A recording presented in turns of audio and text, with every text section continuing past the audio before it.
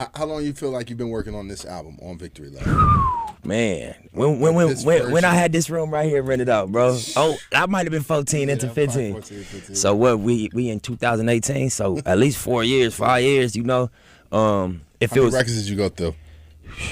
I dropped 2 mixtapes. I dropped Slauson Boy 2, Yep. and I dropped Mailbox Money. Yep. And all of them records was made for the album. I was mentally in VictoryLap mode when we was recording. You know, I was playing records for you, for Cannon, for Lake. He was giving me feedback on a lot of them records that ended up coming out on the mixtapes. So I would say probably 70 records maybe, Okay. if I be humble. So this body of work that we now have as VictoryLap, you know, are the majority of these songs that you've been working on for that period of time, or newer versions? And So you got records like Dedication. yeah, I'm gonna tell y'all some shit. People love the record, and I love the record. I did Dedication the second week after Crenshaw came out. wow, The hook and the first verse. Kendrick didn't get on it till we was mixing. okay, You know what I'm saying? I had 2 other verses on that song that I was like, you know, I could come stronger. So I took them 2 verses off. I left the first verse, and then I did what's now the 3rd verse. And then my producer sent it to Kendrick, and he jumped on it.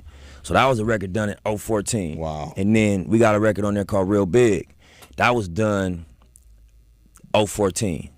You know, right after Crenshaw came out. Right Hand to God was done in that same time frame.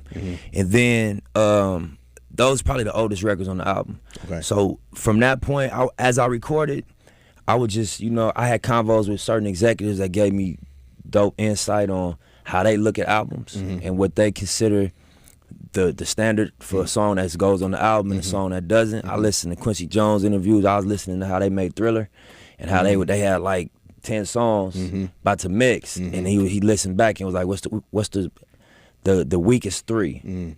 And they got rid of them, and because they got rid of them 3, they got PYT, and they got like 2 other like monster records that you probably can't believe wasn't on the first round of the album.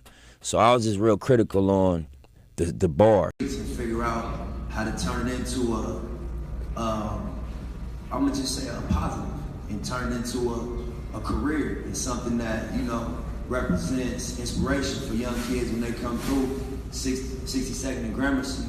This is it. When they come on Crenshaw and Slauson, we got the Marathon story. When they look at the story of what happened in the path that we've taken, I think it's really inspiring. And so the album is a collection of stories that, you know, goes into detail about what that path was, more than I've ever gone into detail. You know, in interviews you can talk about it, but, you know, the album is just really zeroing in on those narratives, you know, and I think it was important to do that because it's young kids out there now that they're gonna be at this age I'm at, and, you know, a lot of times at this age, majority of my peers that I grew up with, a lot of them at Inglewood